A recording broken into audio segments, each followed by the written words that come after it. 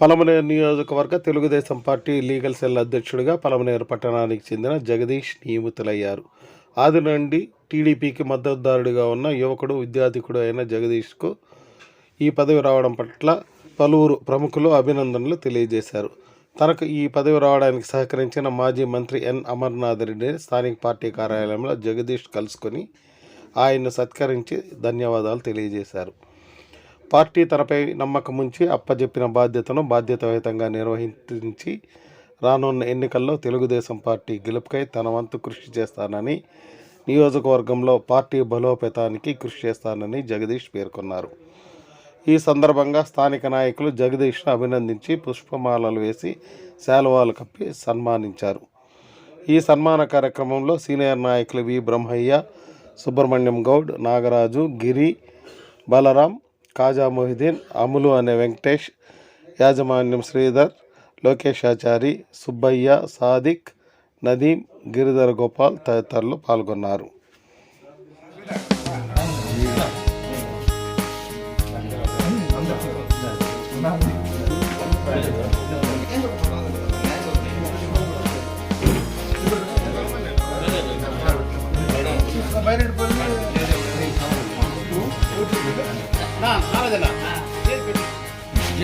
जय जय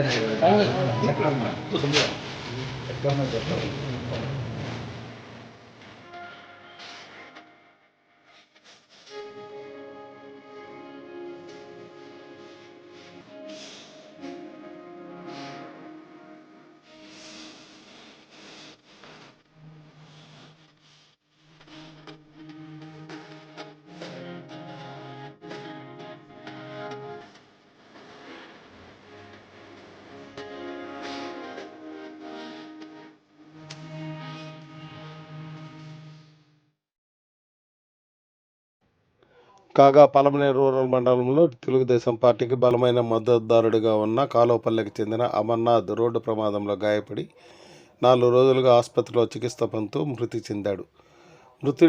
మృతుడి స్వగ్రామమైన కాలువపల్లెకు మాజీ మంత్రి అమర్నాథ్ రెడ్డితో పాటు నాయకులు జగదీష్ నాయుడు, నాగరాజరెడ్డి, గణేష్, హరి, వెంకటముని రెడ్డి, గిరి, స్వతంత్రబాబు, మణి, రామచంద్రయ్య తదితరులు వెళ్లి మృతుడి భౌతికాయానికి పూలమాలలు వేసి నివాళులర్పించారు. ఈ సందర్భంగా మాజీ మంత్రి మృతుడి కుటుంబీకులను పరామర్శించి వారికి టీడీపీ బలం అండగా ఉంటుందని భరోసా ఇచ్చారు. క్రమశిక్షణ గల సైనికుడిగా పార్టీ కార్యక్రమాల్లో క్రియాశీలకంగా వ్యవహరించే అమర్నాథ్ రోడ్డు ప్రమాదంలో గాయపడి మరణించడం బాధాకరమని, అతని ఆత్మకు శాంతి కలగాలని మాజీ మంత్రి అమర్నాథ్ రెడ్డి పేర్కొన్నారు.